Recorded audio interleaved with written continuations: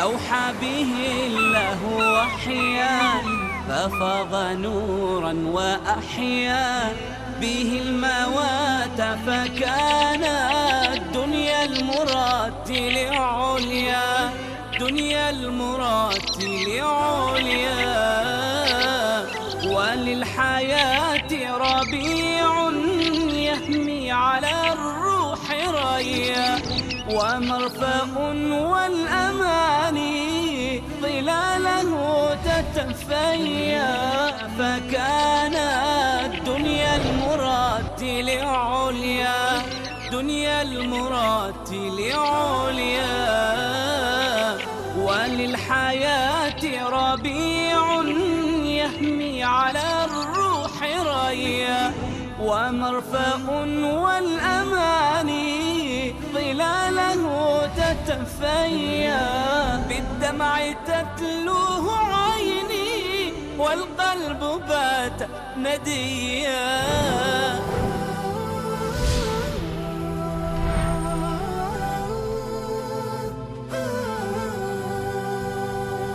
وننزل من القرآن ما هو شفاء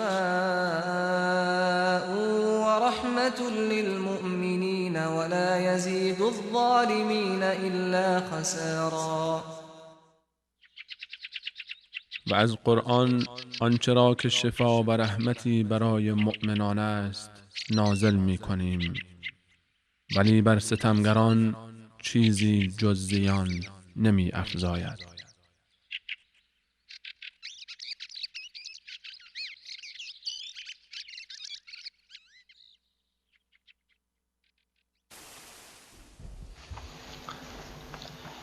بسم الله الرحمن الرحیم.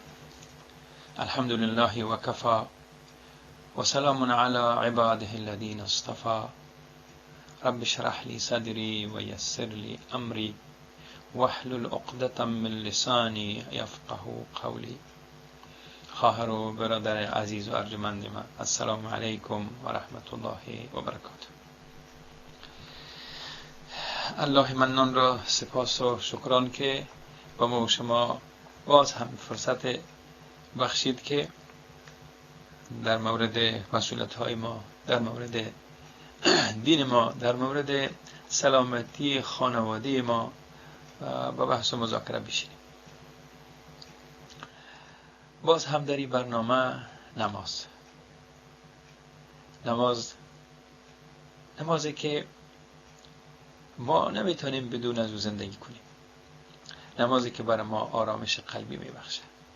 نمازی که زندگی ما را سر و سامان میبخشه. نمازی که ناگزیر هستیم از او کمک بخواهیم. نمازی که خوشبختی های ما را فراهم میآورد. نمازی که درد ما را تسلی میکنه. ما با او نماز محتاج هستیم. هر قدر گفته بیاییم باز هم حق تعریف نماز ادا کرده نمیتونیم. ما در تلاش هستیم، برنامه های زیادی گذشت که از نماز ما چطور استقبال کنیم، نماز ما را چطور برگزار کنیم، این مراسم با شکوه ملاقات بنده با الله چه رقم ترتیبات برش بگیریم که حق نماز ادا شود و مورد پذیرش الله قرار بگیره. نماز که رسول الله می گفتن مایه شادکامی و آرامش درونی ما هست. بیشک همونطور بودن. نماز سرود توحید و یکتاپرستی هست. نماز سرود فضیلت و پاکی هست.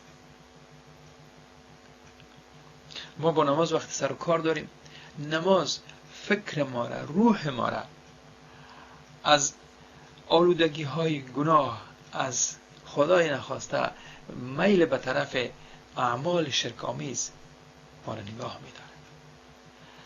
نمازی که هر روز زندگی ما 5 بار، هر شبانه روز 5 بار با نماز او را تازه میکنیم، صیقل میبخشیم، نورانی میکنیم. زندگی که از او بهره میگیره، با نماز بهره مند میشیم. نماز همون رقمی که یک رابطه هست با الله، دیدار با الله هست. نماز همون رقمی که عبادت است، وفاداری است با الله، وفاداری بنده در برابر الله. نماز یک چشمه است که هیچ تمامی نداره. اگر تشبیه کنیم با زمزم، از وقتی که زمزم از زمین، چشمه زمزم بیرون آمد، آب اولینش اسماعیل و مادرکش هاجر علیها السلام نوش جان کردن، تا امروز او چشمه روان است، خشک نشد. نماز همون تو یک چشمه هست که تمام نمیشه.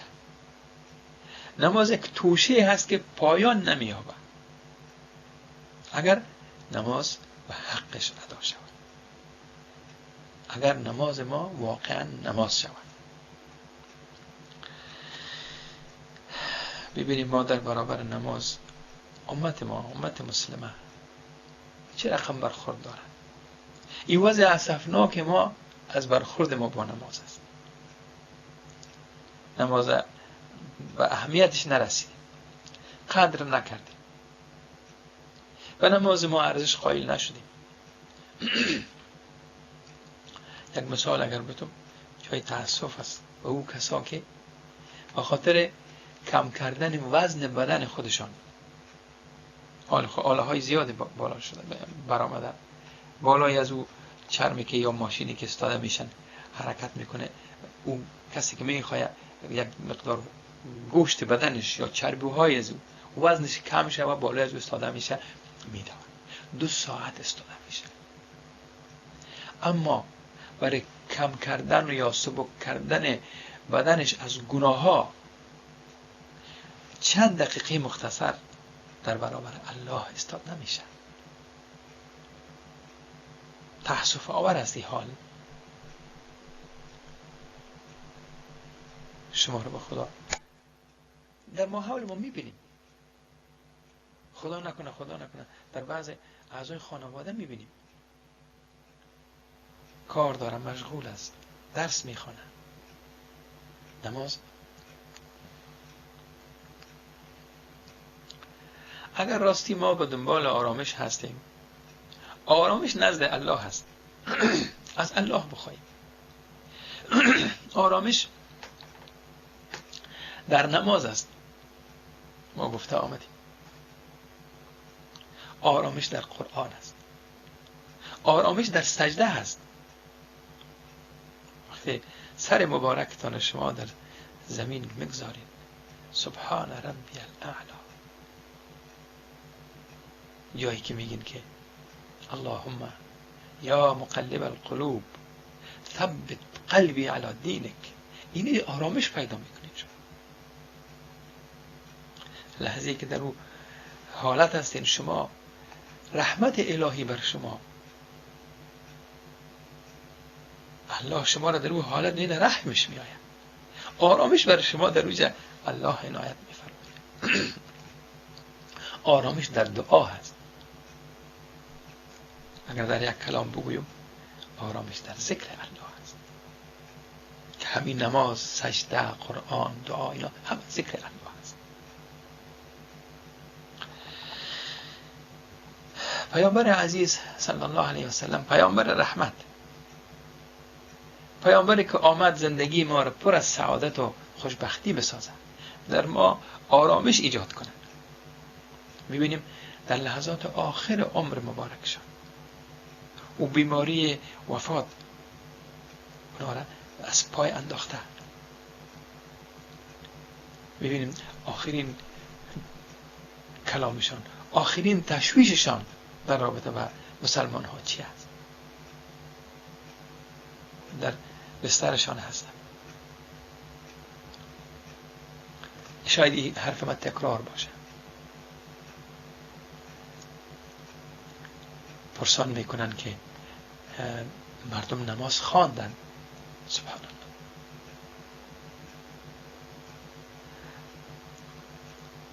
اهل خانواده میگن که نه یا رسول الله، اونا منتظر شما هستن. بس تب و تلاش دارن که برن، باز بیهوش میشن، نمیتونن خیسته از جایشان. باز که با هوش میان باز پرسان میگن آیا مردم نماز خواندن؟ باز تلاش دارن که برن، نمیتونن، باز بیهوش میشن. 4 بار تکرار میشن. بعد 2 نفری از یارانشان کمک میخواین که در سر 2 زیر بغلشان در آین اینا را ببرند به طرف مسجد و میخواین رسول خدا صلی الله علیه وسلم محبتش به نماز، محبتش با دیدار یارانشان، میخواین اونها رو ببینن، میخواین با اونها نماز بگذارن و تشویش دارن آیا اونها نماز خواندن. شما رو به خدا این حالت پیامبر با این توجهشان در اون حالت بیماری از جای خیسته نمیتونن، غش میکنن، زوف میکنن، دوباره بیهوش میشن. این چرا نشان میده؟ برای هر باری که حرف دیگه ندارن، دوا نمیخواین، آب و نان نمیخواین. آیا مردم نماز خواندن؟ سبحان الله. این عظمت نماز بیان میکنه. این بیانگر اهمیت نماز در جماعت و یا رفتن به مسجد تمثیل میکنه. صلوات الله علیه. درود خدا بر پیامبر رحمت. شما حال خود ما رو ببینید. واقعا هنوز جور هستیم، صحتمند هستیم. جوانهای ما، شما میشنیدید بعضی عزیزا که زنگ میزنن پسر من 30 ساله هست، میگه پسر من 17 ساله هست، دختر من جوان شده نماز نمیخونه. حالی که صحت و عافیت شامل حال ما هست، سر پای ما هستیم، حال وقتی به نماز اونطور برخورد میکنیم. شما رو به خدا وقتی مریض شدیم و بسیار مریضا رو سبحان الله چه رقم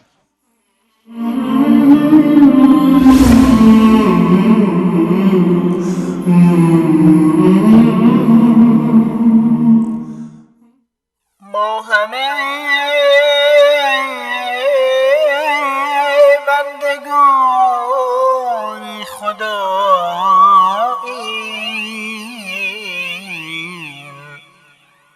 در ره دین و ایمان فداییم،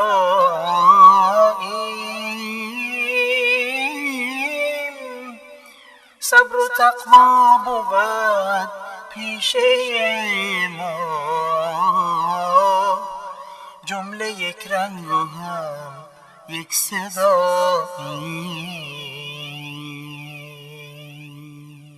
ما همه بندگان خداییم، در ره دین و ایمان فداییم، صبر و تقوا بود پیشه ما، جمله یک رنگ و هم یک صداییم، جمله یک رنگ و هم یک صداییم.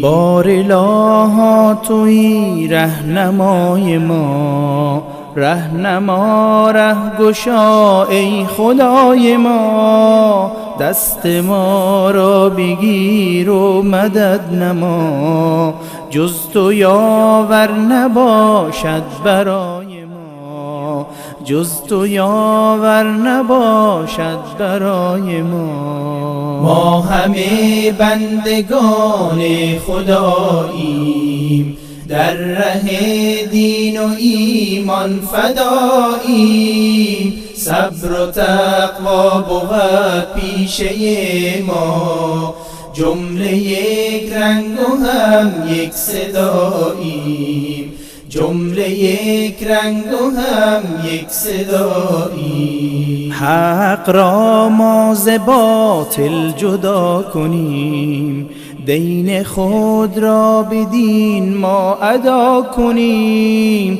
در ره دین و قرآن و شرع و حق بی‌محابا با تن و جان فدا کنیم، بی‌محابا با تن و جان فدا کنیم. ما همه بندگان خداییم، در ره دین و ایمان فداییم، صبر و تقوا بود پیشه ما، جمله یک رنگ و هم یک صداییم، جمله یک رنگ و هم یک صداییم.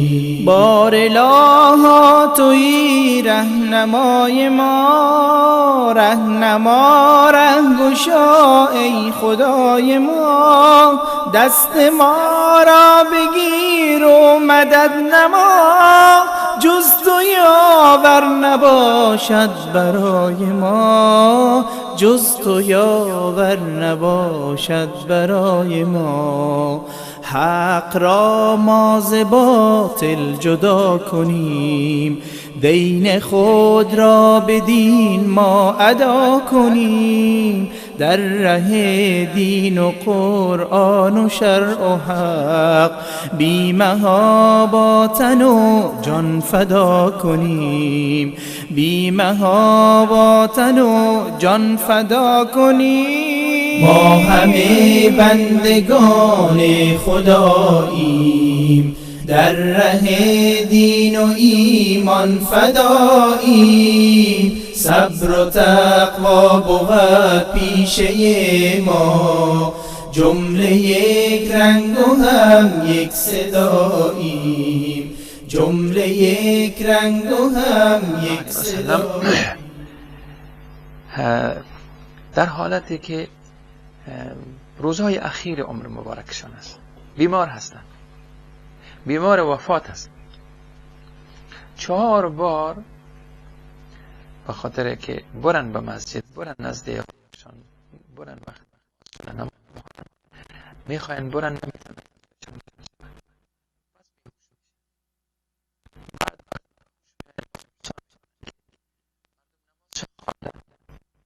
میگن نه یا رسول الله انتظار شما هستن، کوشش میکنن بخزن، باز نمیتونن، باز بیهوش میشن. 4 بار تکرار میشه. هر بار که به هوش میان میگن که آیا مردم نماز خوان، تا ای که 2 عزیز از یارانشان زیر قولشان میدارن، اونا را به مسجد میبرن.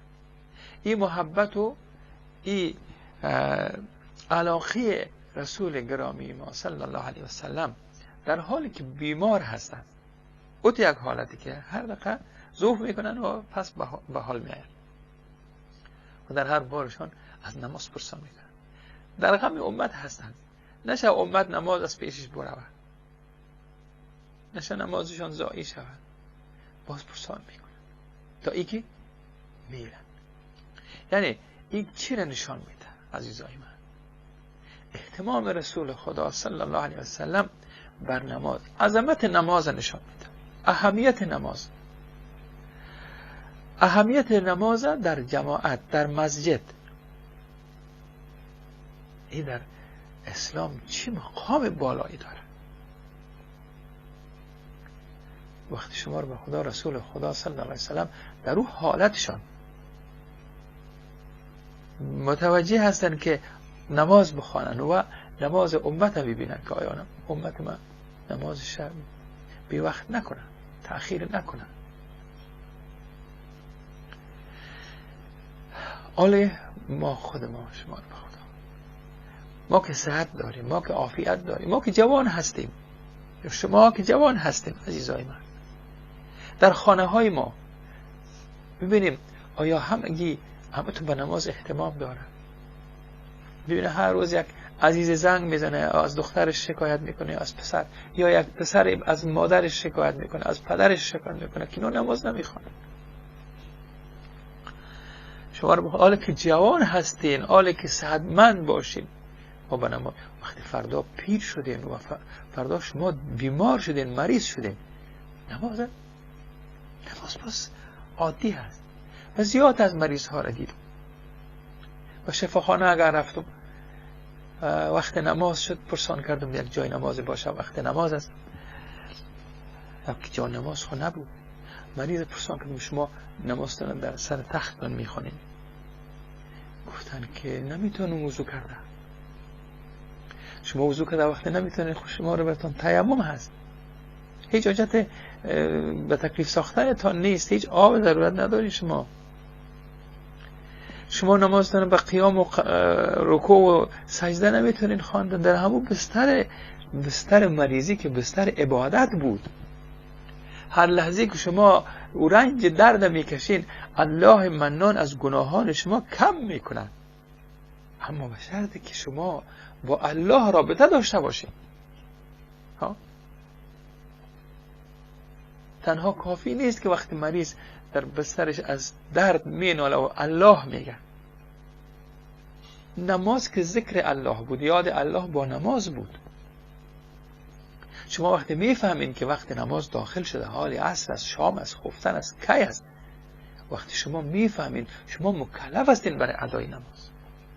وقتی شما را الله میبخشه، معاف میکنه که شما بیهوش هستین، نمیفهمین، شما حالت سکته کردین یا حالت بیهوشی در شما، نمیفهمین حالا وقت نماز و خود نماز نمیفهمین، یا سنتان به جایی رسیده که فراموش کردین همه چیزا را، شیخ فانی شدین شما.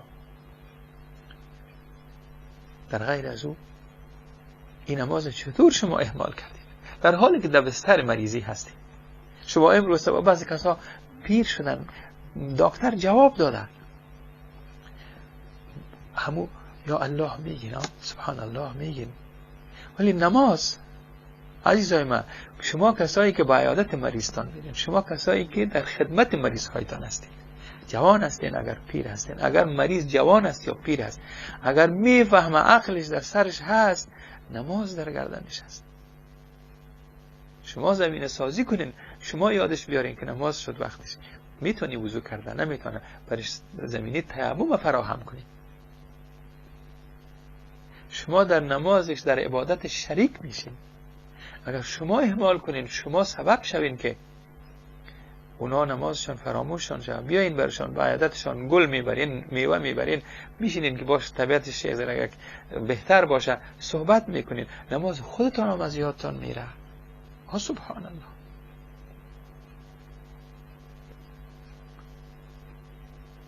ما از این حالت باید بیرون شیم عزیزان. رسول خدا صلی الله علیه و سلم در آخرین تشویششان همین بود از امت که گفتن نماز از خدا حذر کنین در مورد نمازتان. خدا در نماز شما با الله گپ بزنین، ملاقات با شکوه با الله هست نماز. این اهمال نکنین یا امت.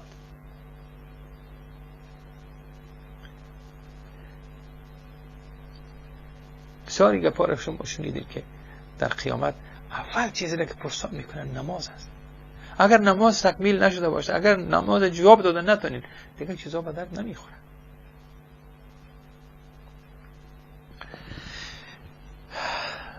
تمنا میکنم که همه عزیزا به نماز اهتمام داشته، نماز دوست داشته باشن، از نماز کمک بخواهید. وقتی به مشکل روبرو میشیم گفته آمدیم بریم یک وضوی نازنین بگیریم، بسیار اهتمام کنیم بر وضوی ما. خدایا حال میخوایم با ملاقات تو بیام، حال میخوایم پاک کنم خدا من، میشویم خدا من، وضو میگیرم، من مشکل کلان دارم خدایا، حال میخوایم با تو مشکل ما در میان بگذار.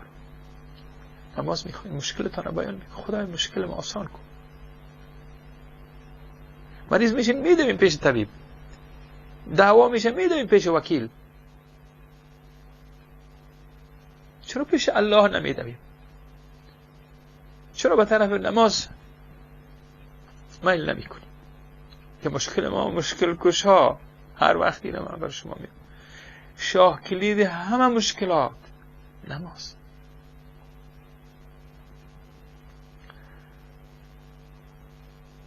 ما وقتی میبینیم که پروردگار مال وقتی در اختیار ما قرار داده، سرمایه در اختیار ما قرار داده، 4 قرانی رو در اختیار بنده خودش وقتی قرار میده، این به خاطر برپایی نماز و زکات میده برش. این شاید به نظرتان عجیب بیاید که عجب پول بر ما الله میده که من نماز بخوانم و زکات بدم. بله رسول اکرم صلی الله علیه و سلم در حدیثی که در مسند امام احمد است، طبرانی ها می روایت میکنند، پیامبر خدا میفرمایند صلی الله علیه و سلم که ان الله قال انا انزلنا المال لاقام الصلاه و ایتاء الزکات الی آخر حدیث. ببینیم این حرف پیامبر خداست صلی الله علیه و سلم که خداوند میفرماید. در احادیث ما چند رقم داریم، احادیث قدسی هم داریم که پیامبر عزیز از طرف الله بیان میکنه که الله میگه. چی میگه الله؟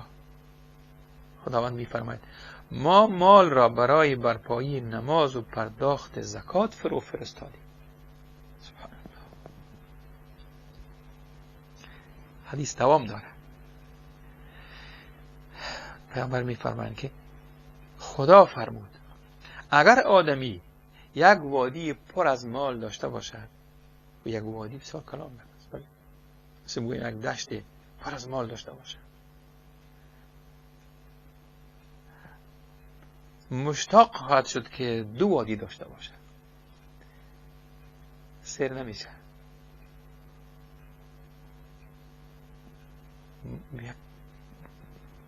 گدام بگویم یا یک جای پر از مال الله برش داده، هنوزم اشتیاق بیشترش داره یکی دیگام داشته باشه.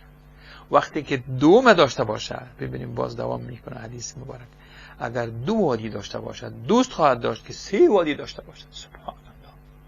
این انسان چقدر حریص است، سیر نمیشه.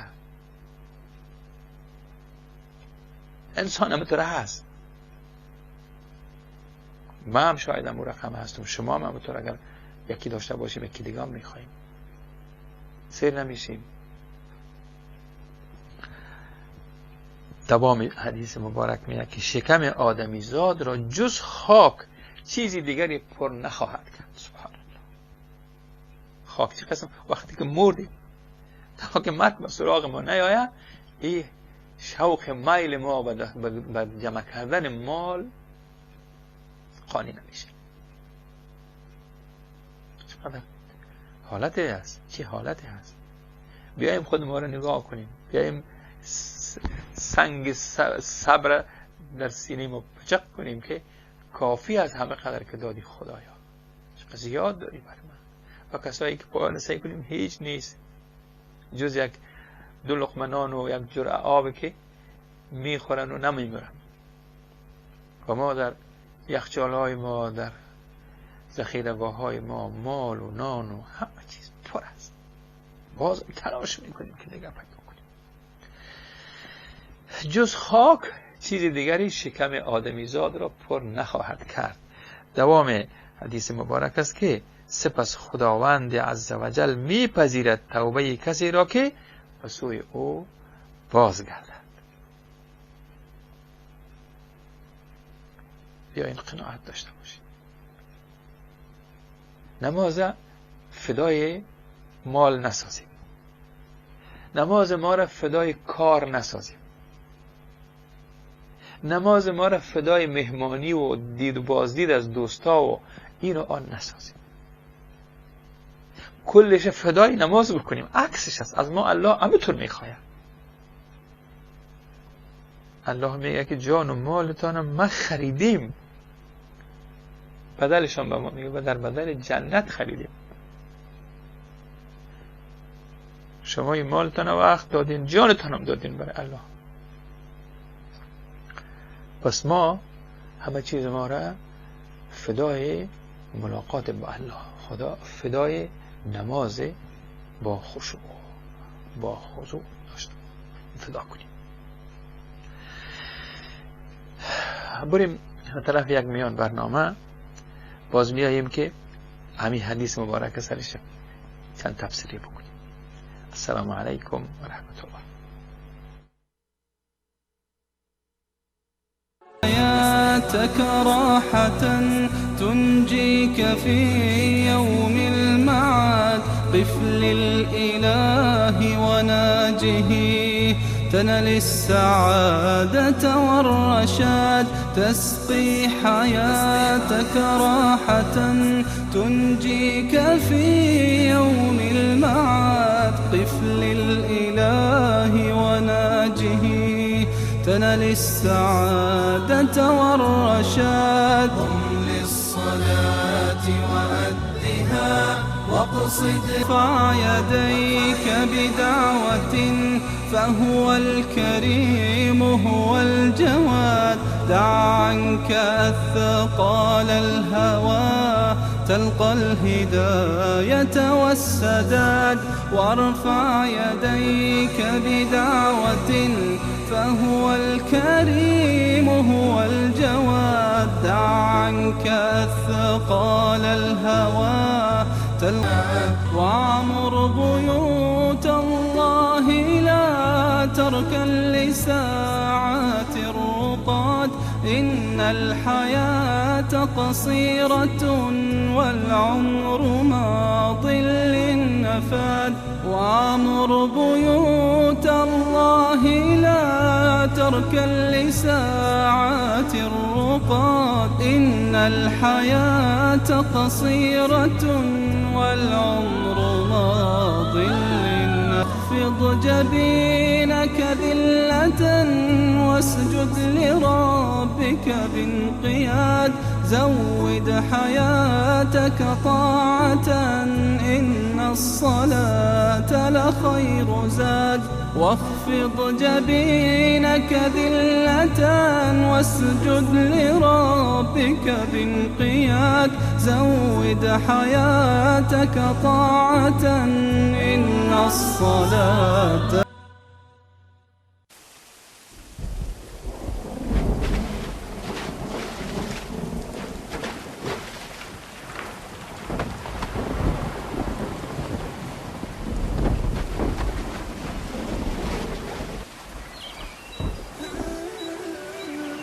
أوحى به الله وحيا ففاض نورا وأحيا به الموات فكان الدنيا المرتل عليا. دنيا المرتل عليا. وللحياة ربيع يهمي على الروح ريا. بسم الله الرحمن الرحیم. با سلام مجدد خواهر و برادر عزیز، ما گفتیم که مال الله منان برای برپا کردن نماز و دادن زکات در اختیار بنده هایش قرار داد. و حدیث مبارک هم که از رسول خدا صلی الله علیه و سلم شنیدیم که اگر انسان پروردگار برش یک وادی پر از مال بده، باز هم اشتیاق داره که یکی دیگه هم داشته باشه. اگر دیگر هم برش بده میخواد که سومش هم داشته باشه. و اگر در مورد این حدیث مبارک کمی غور بکنیم میبینیم که هدف از خلقت ما چی بوده؟ الله منان ما را چرا خلق میکنه؟ همون اللهی که برش باور داریم من خالق ما هست، دوست ما داره، از پدر و مادر کرده با ما مهربان است. همون الله میگه شما را من برای عبادتم خلق کردم، بس برای عبادتم خلق کردم. آل عبادت الله چی است؟ همین نماز یکی از عبادت های الله است و بهترین و مهمترین عبادات است. چیزهای دیگری که در اختیار ما قرار داده که ما از اینا، از این وسایل استفاده کنیم برای اظهار بندگی ما، برای بهتر نمایان کردن بندگی ما برای الله. المال در اختیار ما قرار میده الله. ما بخوریم، بنوشیم، تقویت کنیم خود ما را که بهتر بندگی الله بکنیم. اگر ما قوی باشیم در نماز ما نسبت به اون مریض بهتر نماز خواندیم. اگر ما قوت داشته باشیم در جبهه در جهاد ما تلاش کرده میتونیم، در دعوت ما سهم فعال می داشته باشیم. اگر ما یک مقدار پول داشته باشیم بدون از اینکه به یک کس مراجعه بکنیم خود ما او پول در برقراری نماز ما، در برپایی نماز ما، در راه اعلای کلمه الله ما از او پول ما استفاده میکنیم و باید امور استفاده بکنیم. امور خاطر میگه الله دادم بر شما. ما از این پول ما ازدواج میکنیم. ببینیم بسیار کسا جوانای عزیزی که استعداد اقتصادیشان مالیشان کم از میبینیم ازدواج کرده نمیتونن. کسی هم نیست که دستشان بگیره یا کمک کنه و شرایط برشان مهیا بسازه که اونا بتانن عروسی کنن. چرا؟ نصف دینشان است در ازدواج یا نصف ایمانشان است. وقتی که یک مرد یک خانم ازدواج میکنه دینش تکمیل میشه. سبحان الله. پس پول بود. ای الله این پول در اختیار ما و شما قرار داده که نماز بخوانیم، عبادت خدا را کنیم، بندگی خدا را کنیم. این را زکات بدیم. این را بر مستمند همین جوانی که پول نداره، من که پول دارم برو من مخارج عروسی از این مباهده بگیرم. ببینیم این پول باز الله برام داد که در راه الله مصرف کنم، در دیگه جای حق ندارم مصرف کنم. خدا پول اما تو که ما را خلق کرد که به خاطر عبادتش پولم میگم من برای شما دادم که برای عبادت من مصرف کنم. سبحان الله.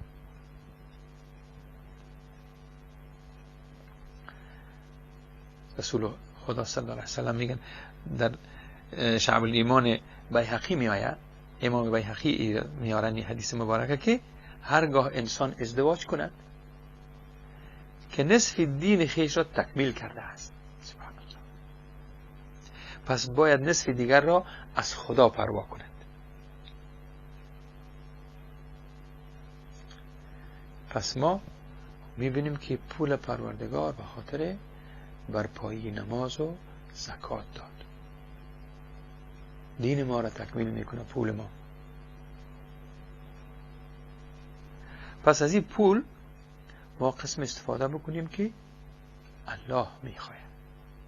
وقتی یک کسی ازدواج میکنه ببینیم شرمگاهش، چشمش از حرام و ناروا دور میشه. وقتی این آدمی که متأهل است نماز میخوانه، تشویش نداره، خدای ناخواسته شیطان وسوسهش نمیکنه در وقت داخل نمازش که این بره به طرف خانه های همسایه ها، دان مکتب دخترها استاده شود، یا خدای ناخواسته در سرش هزار تا تشویش و وسواس برای یک گناه ایجاد شود. الله خاطرش آرام است، در نماز خودی تمرکز داره، نماز خودش با خشوع و خضوع میخونه. بنابراین ما میبینیم که الله منان وقتی که برای ما این امانت نازل کرده، برای ما در اختیار ما گذاشته، ما باید فراموش نکنیم که مثل که در حدیث آمد که یک وادی پر از مال در اختیار ما باشه، تلاش کنم که یک وادی دیگه هم بیارم. و کدام قیمت اما تمام میشه این خزانه هایی که سر آخرش برای خود ما معلوم نمیشه. و ما وقتی که میخوایم تجارت ما توسعه بدم، میخوایم که زیاد مال داشته باشم، در همون فکر غرق میشم، فکر و هوشم در ایست که من کدام جای دیگام هست که برم سرمایه گذاری کنم که سرمایه ما زیاد شود. یک وادی در اختیارش است، وادی دیگر هم در اختیار گرفته، در وادی سومی تلاش داره. من یک دوست دارم نمازخوان بوده، جوان هست، یک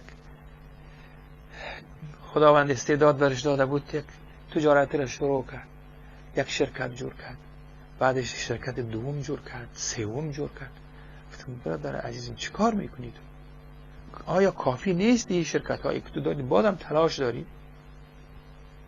جوان هستم، گفت میتونم تلاش کنم.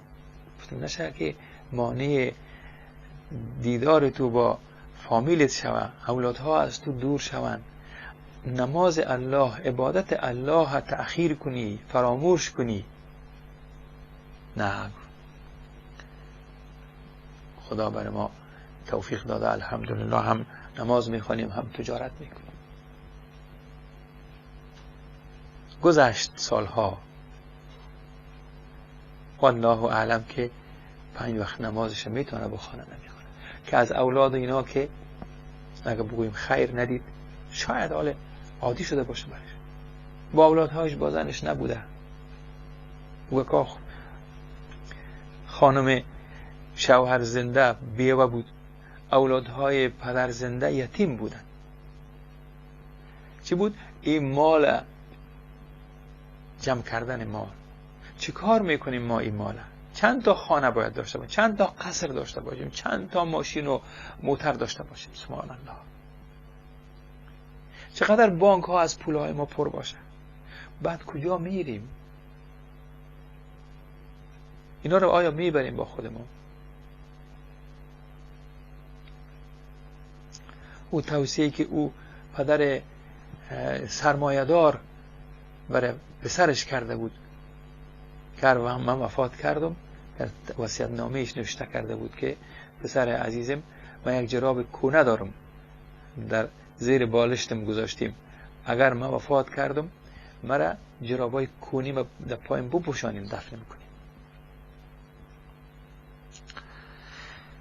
وفات میکنه پدر، شستشو میتن، کفن میکنن، پسر یک بار وصیت نامه پدر یادش میآید، میگه که دست نگه دارین، پدرم یک وصیت کرده بود، گفته بود که یک جور جراب دارن، یک جراب کونه هست، ما میخوایم او را فوراً بیارم، گفته بود که به پای ما بکنین و جرابای کونی ما را دفن کنین، پیش از دفن من اوش کنین، مرا بدون جراب دفن نکنین. یک کسی که غسل داده بود و شیخایی که در جنازه حاضر بودن گفتن تو چی میگی؟ او پسر نمیشه این کار، اجازه نداریم.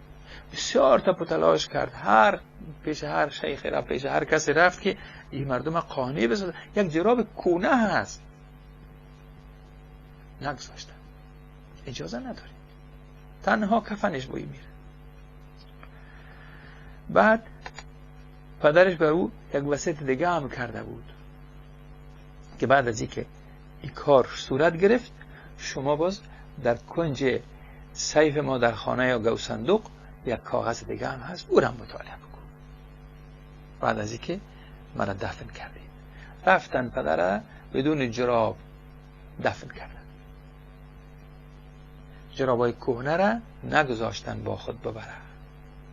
پسر بعد از اینکه از سر مزار کارشان خلاص میشه، میرن خانه، به یاد وصیت نامه دوم میرن گو صندوق یا سیف باز میکنه، نامه هست میگیرن، نوشته کرده پدرش که پسر عزیزم،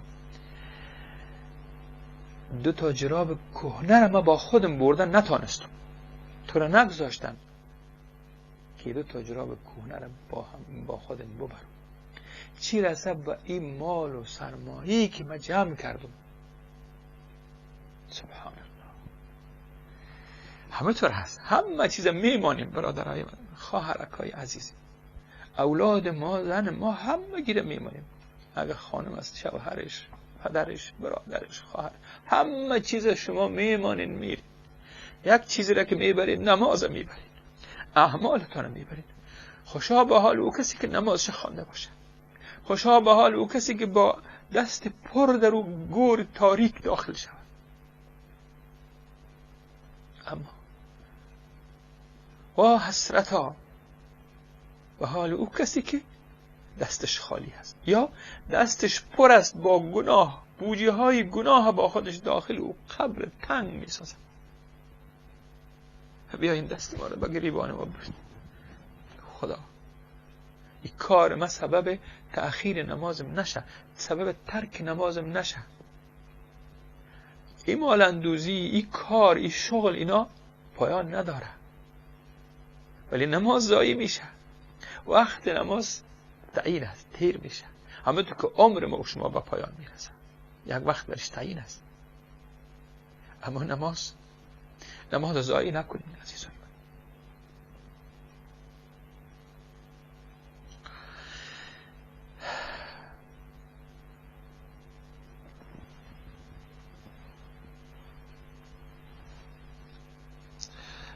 این مال افروزی ما، این شوق ما به کار و میل ما به کار نه تنها ما را از خشوع و خضوع نماز دور میکنه، نه تنها تأخیر میشه نماز ما، بلکه ضایع میسازه.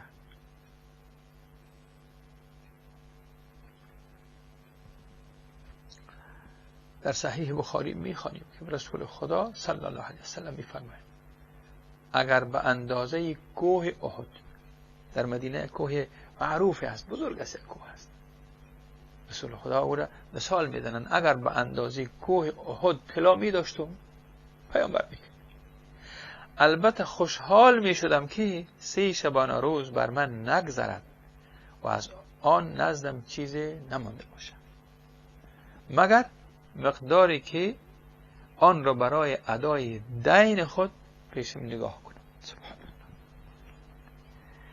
الله. یک کوه از طلا داشته باشم، 3 روز زیاد نمیخوایم پیشم باشه، میخوایم ببخشمش برای مردم، توزیع کنمش، برای برپایی دینم، برای اعلای کلمت الله کوه احد که طلا باشه مصرفش میکنم، برای بنده های بی بضاعت میبخشم، برای بنده های بی بضاعت الله میبخشم. نگاه نمی کنم پیشم الا ای که دین داشته باشم، اما قدر مقدار دینی که من از دین خلاصم، دین مردم، قرض من بدون و کوه کار ندارم. رسول خدا صلی الله علیه وسلم شما را به خدا میشنوید در تلویزیون ها سوال میکنن عزیزای ما که من نمیتونم نماز ظهر ما بخوانم، در وقت کار هستم، نمیتونم عصر بخوانم. بعضا ما وقت کارم قسم است که پیش از نماز فجر باید بالای کار برم، در جای کارم جای نماز نیست. من نماز فجر و ظهر و عصر من نمیتونم در سر کارم بخوانم، چی کار کنم؟ یک کس را میپالن که برشان اجازه بده که بله کارت بکن و او با فتوای خودش میآید در منزل وقت رسید، شام رسید، خفتن رسید، نماز خوان است، آدم دوست داره که نماز بخوانه، از الله میترسه، ولیکن 4 تا نماز جمع میکنه که نماز عشا یا خفتن یک جا میخوانه.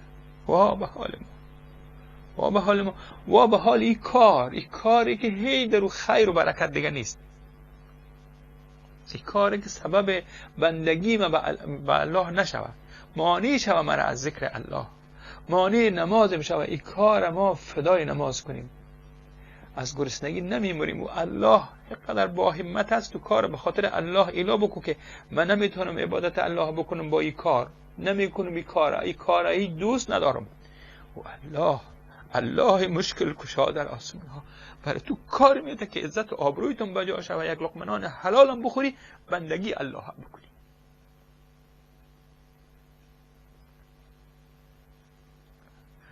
بیاین عزیزهای من متوجه شوید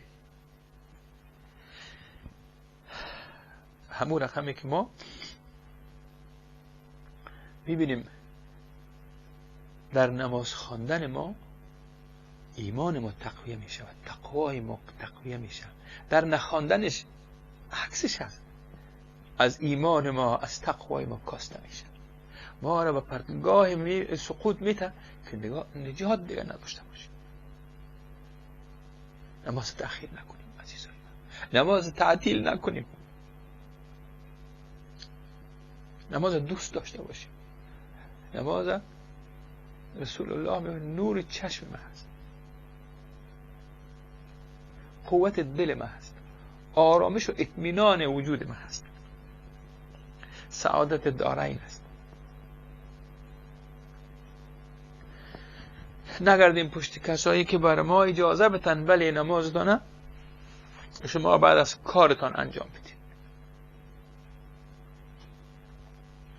مثل که خانم زنگ زده بود برای یکی از شبکه ها که من عروسی میرم، امیال از آرایشگاه آمدم، زن نماز خان خدا ترس میگه که من دست ناخونای من رنگ کردم، پول مصرف کردم، آل آمدیم پیش ازی که به محفل برم من وضویم شکسته، من نماز نخواندیم، نماز شام من باید بخوانم برم، اما شنیدیم که حالا اگر من وضو بکنم آب در ناخونای من از خاطر این رنگ ناخون در ناخونای من آب اثر نمیکنه.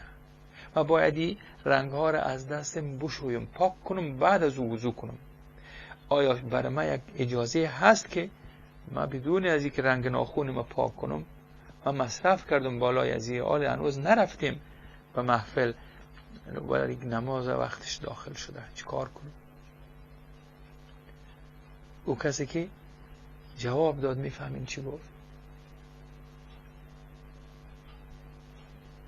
بعضی ها میگن که به خاطر دنیای دیگرها شما آخرتتانه نسوزانین یا آخرتتانه از دست ندین. ها خیلی بزرگ است. او کسی که در مقام مفتی نشسته بود گفت که تو قبلا وضو کرده بودی؟ گفت بله. گفت خواهرک من هیچ مشکل نیست، وضو بکن، نماز بخوان، من از الله برای تو بخشش میخوایم. دستش بالا کرد گفت یا الله، هر گناهی که از رنگ ناخونی از این خانم متوجه از این خانم میشه او را به گردن ما بیانداز یا الله. سبحان الله، سبحان الله، چی جسارت. شما دنیای به آبادی دنیای یا به ساتیری از اون، اگر همون خانم درست راهنمایی میکرد، او خانم اون رنگ ناخون چی بود؟ او شاید جانش بر خدا بر الله میداد. چرا غلط مردم راهنمایی کردین؟ اون دلش جمع شد، مفتی برش فتوا داد رفت. مثل که اون نمازخوانایی که 5 وقت نمازشان یا 2 وقت نمازشان نمیتونن در وقت کارشان انجام بدن، مفتی میپالن. یک مفتی با جرأت و با جسارت باشه که اونا را معاف کنه از این نماز خواندن در وقتش. سبحان الله. نعوذ بالله من شرور انفسنا. خدایا از شرارت نفسهای ما به تو پناه میبریم یا الله. عزیزای من، دین بسیار آسان است، نکنیم کار ما را سخت نسازیم.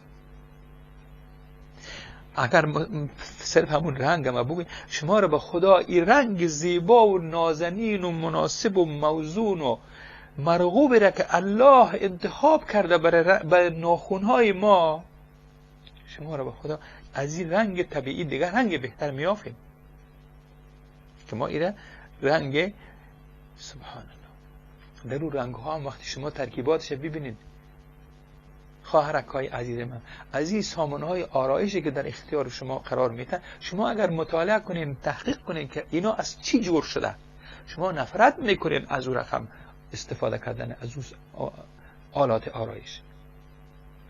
الله منان این رنگ های زیبا و طبیعی را بر ما شما پسند کرده. چرا ما این رو میگیریم خود ما میگیم نه الله این رنگ ما پسند نمی کنم، تو اگر بر من پسند کردی برای خوشم نمیاد، من یک رنگ دیگه میکنم.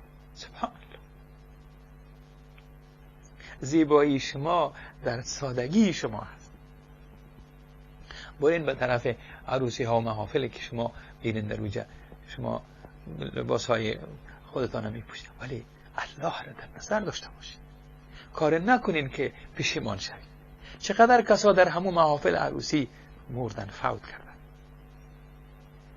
لباس پوشیده بودن که الله پسند نکرده بود، شکل خودشان قسم جور کرده بودن که الله ناراض بود، اونا در همون حالت وفات کردن. جبرائیل علیه السلام میره تکرار میخوایم بگویم، وقتی از احوال جهنم بیان میکرد و رسول خدا صلی الله علیه و سلم گفت که در طبقه 7 از امت تو هست. رسول الله طاقت شنیدنی حرف نداشتن. گفتن کدام امت من در جهنم؟ ولی یا رسول الله، همو کسایی که گناه کبیره کردند و بدون توبه وفات کردند مردند. مسلمانان شما جهنم نمیترسید؟ جهنم خیلی بزرگ است. هر قدر که کفار و ظالما و منافق و فاسق هر کسی که داخل جهنم اگر الله میپرته باز هم میگه یا رب هست کسی دیگه هم چیزهای دیگه هم هست، جای زیاد است. خود ما را فریب ندید که ما را کسی به جهنم برده نمیده. اعمال ما را به جهنم میبره. امیدوار هستم که ما قدر نماز ما رو بفهمیم. حضرت جابر میگن رضی الله عنه که رسول خدا فرمودن صلی الله علیه و سلم فاصله بین کفر و ایمان ترک نماز است. یکی کفر عقیدتی است، یکی کفر عملی است. وار از شوکات بیرون میکنه. تارک نماز در برنامهش نیست. فرق بین ما و یک بیدین یک کافر چی است؟ همین نماز. ما وقتی میخوانم شما میبینید میگه این مسلمان است و اون که نخوان میگه نیست. بین نفاق و ایمان یا بین منافق و مؤمن فرق نماز هست، حدیث هست.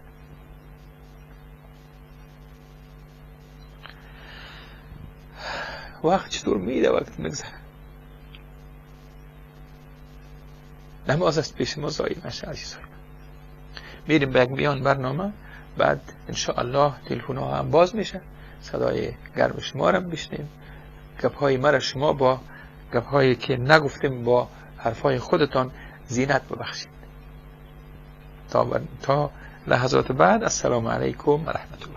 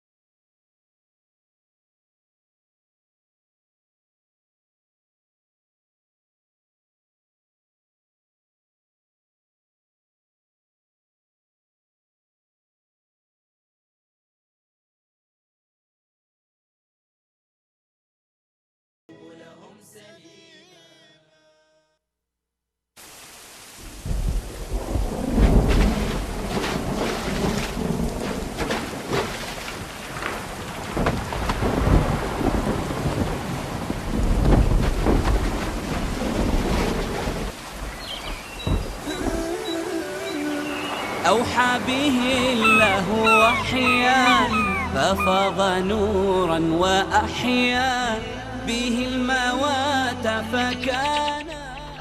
بسم الله الرحمن الرحیم. خواهر و برادر عزیز و ارجمند،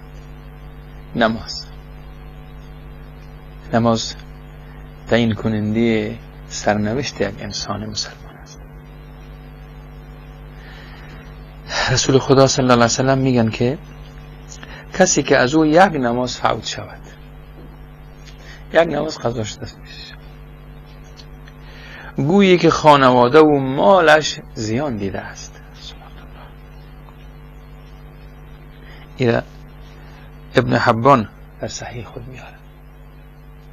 رسول الله میفرمایند که اگر یک کسی یک نمازش فوت شود، یک نمازش قضا شود، چیکار میشه؟ مثل که خانواده و مالش ضرر کردن، زیان دیده، به اونا ضرر رسیده. اما تو این معنی بکنه یک نماز که فوت شد. شما فکر کنید مالتان از پیشتان رفت، چی احساس میکنید؟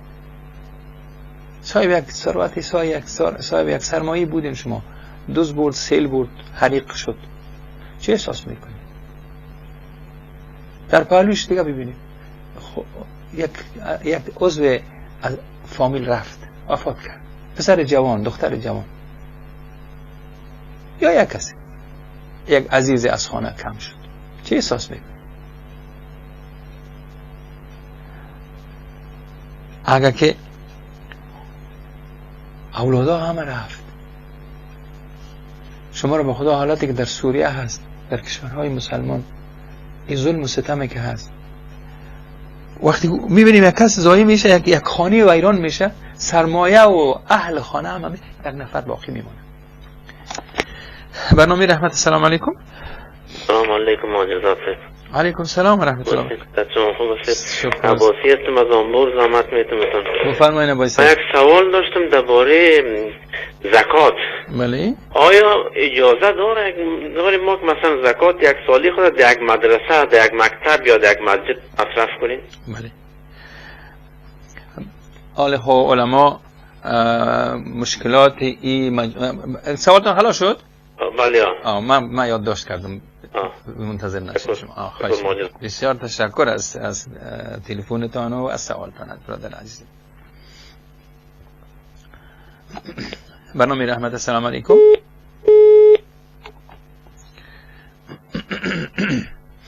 حالا علمای عزیز ما، علمای گرامی ما، مشکلات مساجد و مراکز اینا را هم درک میکنن، احساس میکنن. در این مساجد و مراکز هم مسلمان ها محتاج هستند که برای تعلیم دین، برای برگزاری برقراری دین، نماز، مراسم دینی ما به پول ضرورت دارن. حال علما میگن که بله، اینا هم یکی از ضرورات امت است، میتونن که زکاتشان هم در این اماکن یا در این پروژه ها مصرف کنن. خدا شما را خیر بده که صاحب خیر و خیر هستین. خدا خیرتان بده. برنامه رحمت. السلام علیکم. بله سلام علیکم. و علیکم السلام و رحمت الله. خوب هستین؟ ساعتان خوب است؟ شکر، زنده باشین. از کجا؟ ما سید داوود است. ما از شتوتگارت آمد دادم تانه. ما یک سوال داشتم. بفرمایید. سوال ما ایسته که ما شنیدیم از مولوی صاحبا در دو وقت سجده کردن جایز نیست. یکی در وقتی که فرضاً نماز هفته میخیزه و وقتی که هفته میشینه. بله. درست است؟ بله. اگر فرضاً آدم صبح نماز صبح میخونه، بعد نماز صبح قرآن میخونه، در این ساعتی که فرضاً هفته میبرای، در این ساعت سجده قرآن میشه که باید آدم سجده کنه. بله. این حال آدم سجده کردن میتونه یا با تو پسانتر سجده کنه؟ بسیار تشکر، یادداشت کردم. زنده باش. لطف کردین، مهربانی کردین.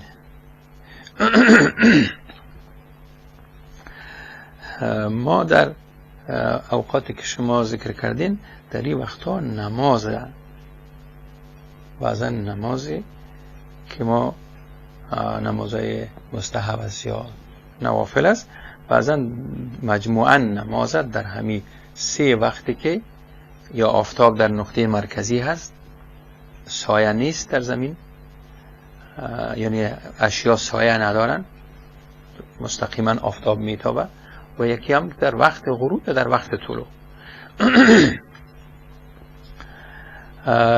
این وقتا اونقدر سایش هم زیاد نیست که ما منتظر شد، اما بعد از نماز صبح وقتی شما تلاوت میکنین هنوز او وقتی که مکروه تحریمی است که شما نمازتان نمیتونین در وقت طلوع بخوانید، اما وقت سجدهتون هم میکنید شما بعد از نماز صبح میتونید سجده کنید.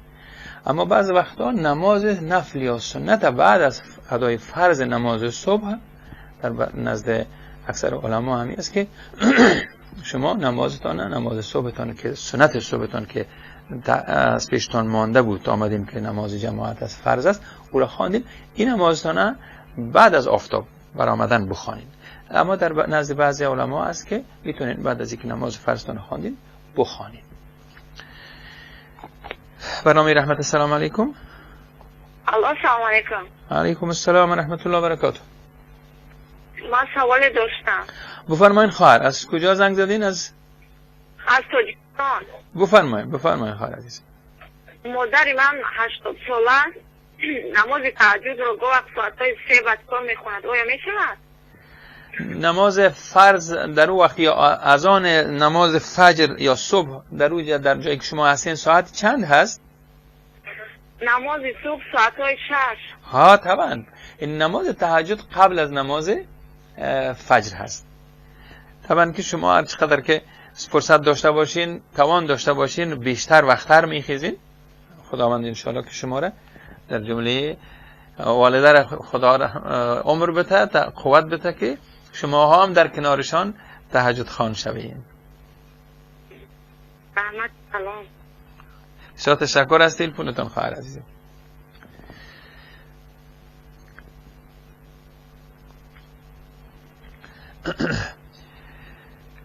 بله ما انشالله در برنامه بعد انشالله داریم که یک بحث مشخص سر خود نماز تهجد انشالله عمر باقی باشه و ما شما در رابطه معلومات مفصل خواهد داشتیم. بله در حدیث مبارک که خواندم تا که شما عزیز تلفن بکنه از وقت استفاده میکنیم. رسول الله صلی الله علیه و سلم گفتن که اگر یک کسی یک نمازش فوت شود، نمازش قضا شود، خانواده‌اش و در سرمایه‌اش زیان میرسه.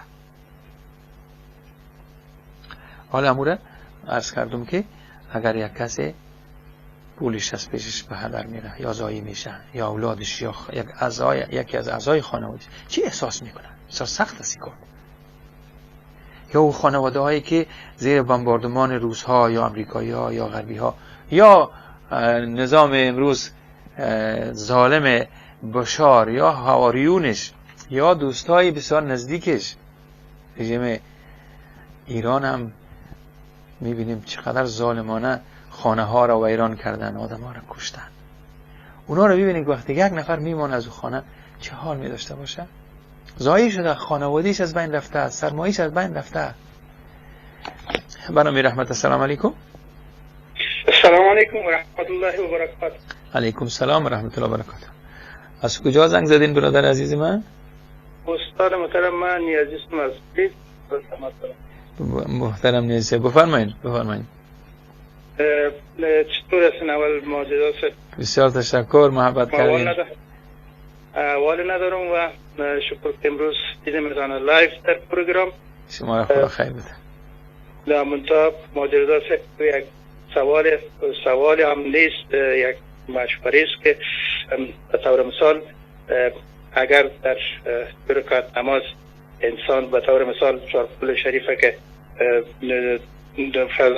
قلیای الکافرون و همچنان قل اعوذ برب الفلق قل هو الله احد در یک رکعت و در رکعت دوم قل اعوذ برب الفلق و قل اعوذ برب الناس در رکعت دوم بخونه. امکاناتش هست؟ بسیار خوب. دیگه هم سوال دارین یا زیب گل؟ نه حتما باز سوال شکل دارم حتما. من یادداشت کردم میگم که شما مصرفتان نشوه. بسیار تشکر برادر عزیزم. طبعا ما در ضمن سوره یا وقت فاتحه را خواندیم در نماز میتونیم که از قرآن زیاد بخوانیم، اما اگر که سوره ها را میخوانیم، مثلا شما سوره های مشخص را یاد کردین، اگر همه طور ما در یک رکعت که پشت به پشت بیامتن، مثلا شما در رکعت اولتان دو سوره را خواندین پشت سرش باز دو سوره دیگر هم میخوانین، ایناش مشکل نداره. اگر بهترینش همی است که شما ترتیب سوره ها را از پیشتان نمانه. مثلا وقتی قل هو الله را خواندین قل اعوذ برب الفلق بخوانین. اگر قل اعوذ برب الفلق خواندین در رکعت بعدی همراهش میخواستین سوره دیگر هم بخوانین قل اعوذ برب الناس بخوانین. به این ترتیب اگه خود سلسله هم مراعات شود بهتر است.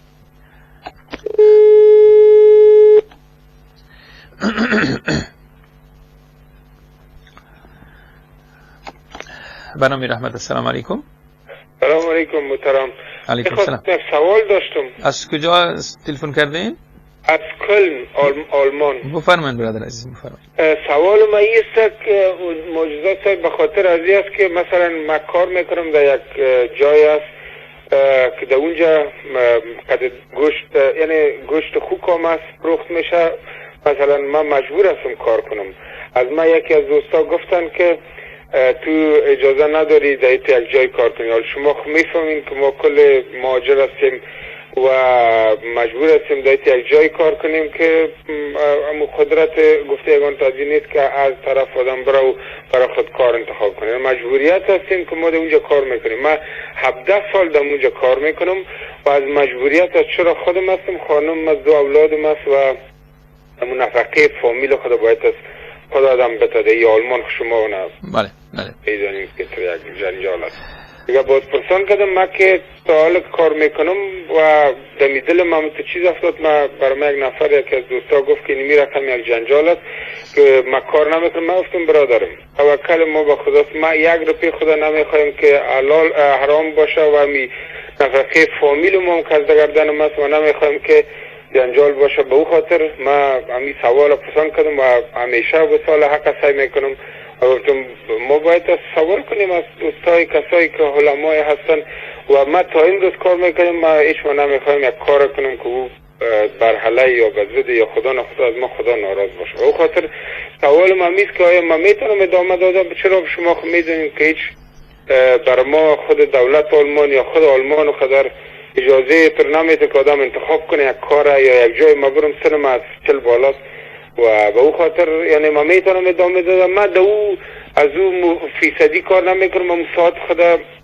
یعنی نظر به مساعد خود پیسه میگیرم و دو نه اشتراک دارم. یک کار است که مجبور هستیم باید از کار کنیم نفقه اولاد خدا. بسیار خوب، من یادداشت کردم. سوال داشتم وقت نمیگیرم. خواهش میکنم لطفا. میخواین پرسان کنن سوال کنن از خداوند براتان ایمان و صحت سلامت میخوام. خداوند شما را و تمام سال حق دوستایی که هستن مخصوصا استاد انصاری و دیگر علمایی که هستن و برکت خود با ایمان عزت آبرو داشته باشن. شما یک جان تشکر براتون. روز شب خوش میخوام.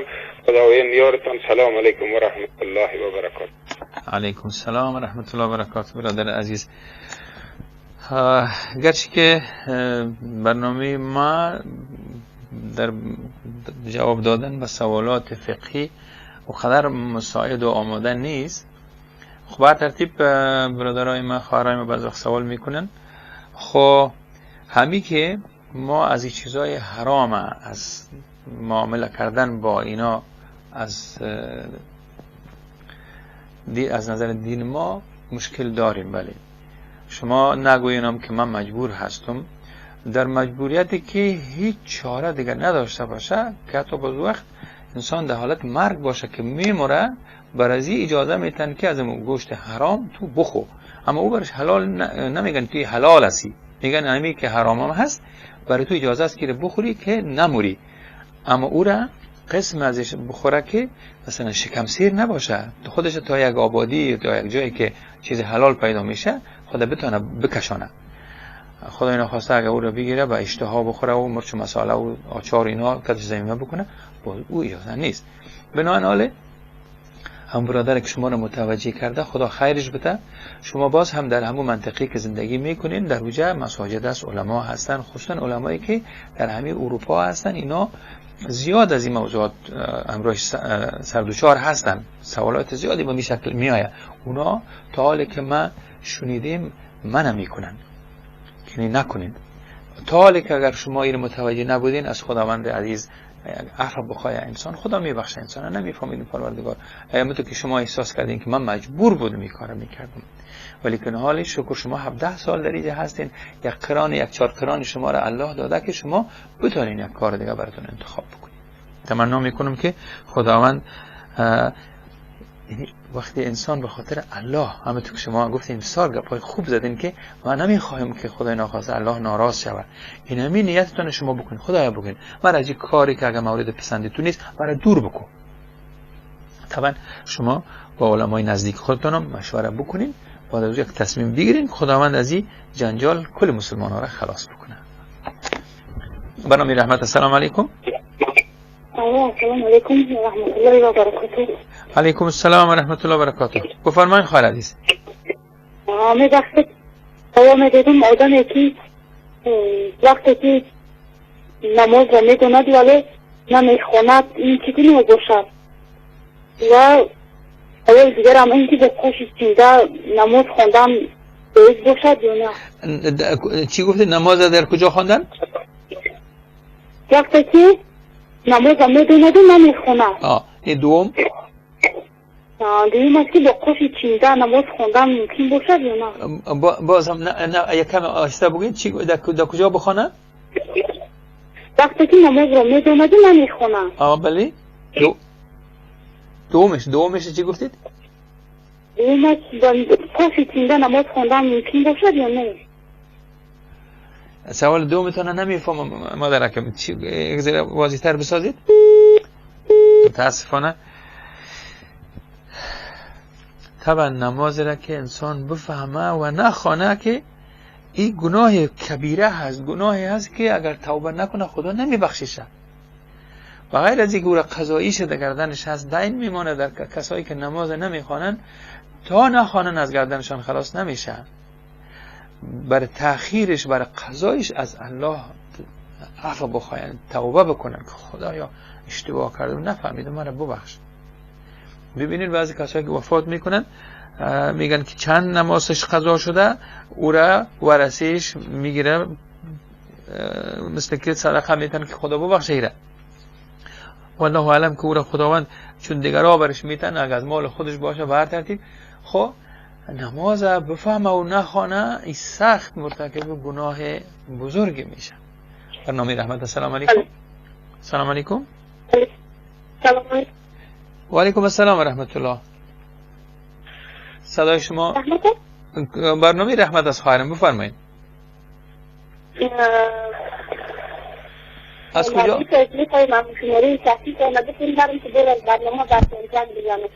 این شماره را که شما میبینین میتونین که در همه هم زنگ بزنین بر من هستم، بعد از برنامه یک 10 دقیقه هستم.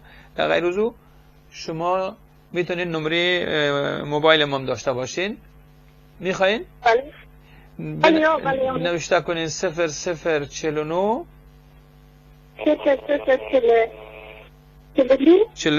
49 بله.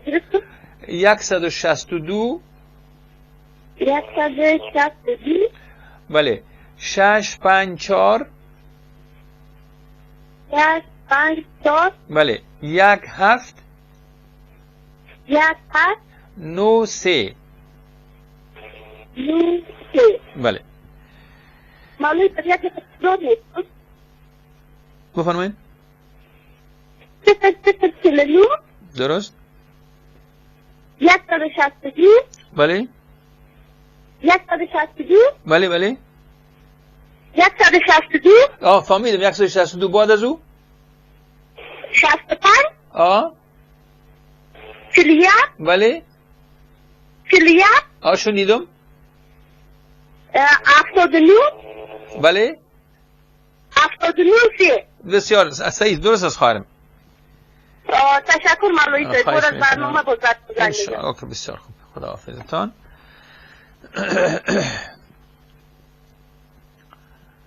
بله ما گفتیم که اگر برنامه رحمت. السلام علیکم. السلام علیکم و رحمت الله و برکاته. علیکم السلام و رحمت الله و برکاته. خواهر عزیزم بفرمایید. برنامه رحمت؟ بله برنامه رحمت است. زائره هستم از تاجیکستان، بیننده همیشگی شبکه جهانی ویسالی حق.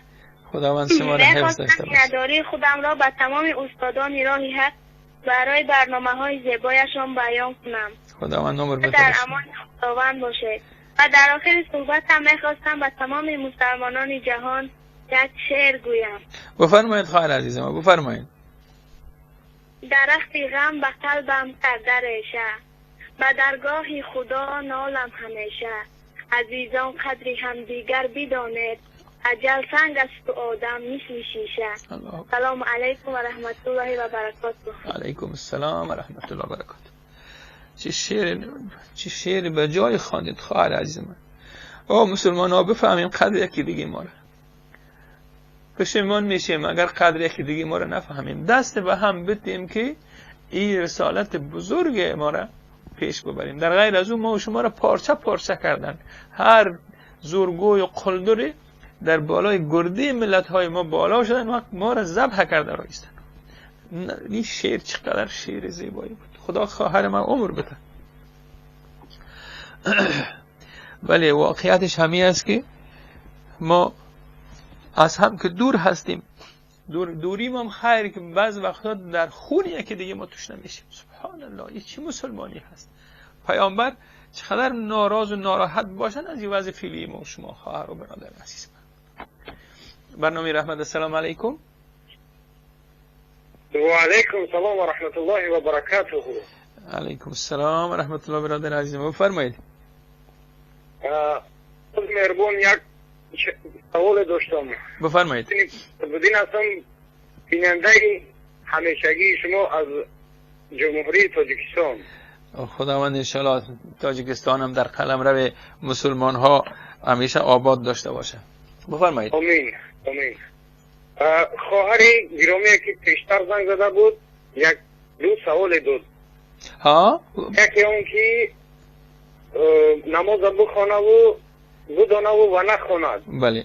این استاد اربانی ما فهمیده. دویم سوال اصلا نفهمید که با پاش چیندن نماز خواندن یا نه. باز بگید چی؟ چطور؟ یک خواهری مهربان. نه فهمیدم. سوال دومشان بگید. سوال دومشان؟ سوال دومیشان این بود که با خاش چینده یعنی ابروی چینده اوکی فهمیدم. خداوند اونا را عمر بده. یکمش بود. انا سوال بعدنی که خودم دارم استاد مهربان،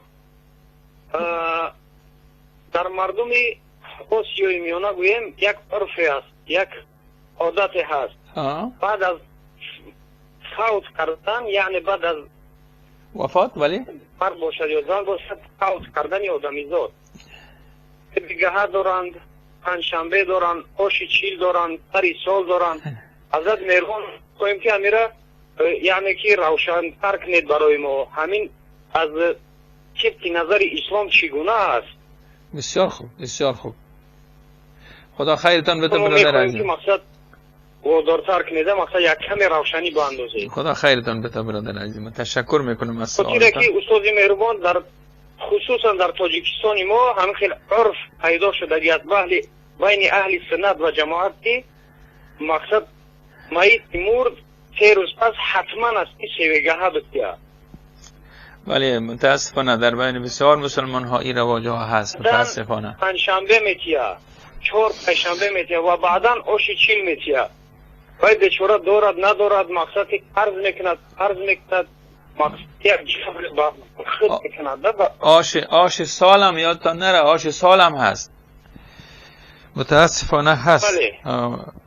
بسیار تشکر. علیکم السلام و رحمت الله و برکاته برادر عزیز ما.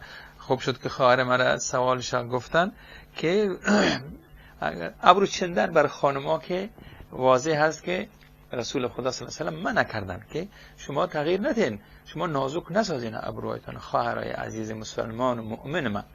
ولی که وقتی یک کسی کار کرده و نماز میخوانه از خدایش عذرخواهی کنه که خدای ما این کار خوب نکردیم، ولی که نمازش باز نکنه که نماز سیلا بکنه، چند تا گناه سر در سر نشوه. یک کار شده تصمیمش بگیره که دیگه اون کار نکنه ولی نمازش بخوانه. خداوند نمازش اگر با همون توبه و انابت میخوانه که خدایا نماز ما قبول بکو، ما اشتباه کردیم، او را الله منان نمازش قبول خواهد کرد. بسیار خوش شدم از اینکه برادر عزیز من سوال اونها را گفتن. و همچنان عادت بدی که ما داریم همین است که در مراسم بعد از وفات روز 3 و شبهای جمعه و فلان فلان اینا باز این مراسم هم باز برای کسایی میگیریم که اونا گرسنه هم نیستن، کسایی که صاحب خوردن و نوشیدن فراوان هستن اونا را میخوایم با اونا مثل که یک جشن است. وقت خیلی زیق شد و اگر خواست خدا بود در برنامه بعدی این سوال شما را انتقال میتم. از همه عزیزایم که در پشت تلفن در خط ماندن تشکری میکنم، عذرخواهی میکنم که نتونستم تلفنشان را بگیرم. شما را به الله منان میسپارم. شب و روز شما بخیر تا برنامه آینده. السلام علیکم و رحمت الله و برکاته.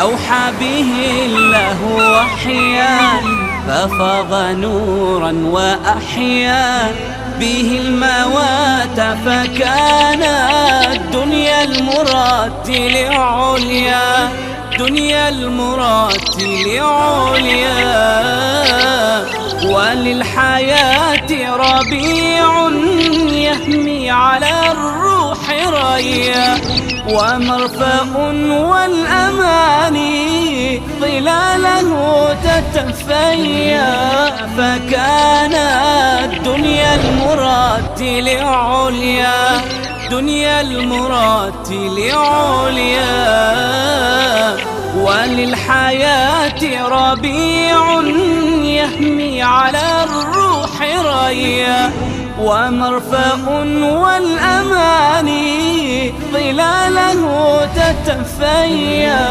بالدمع تتلوه عيني والقلب بات نديا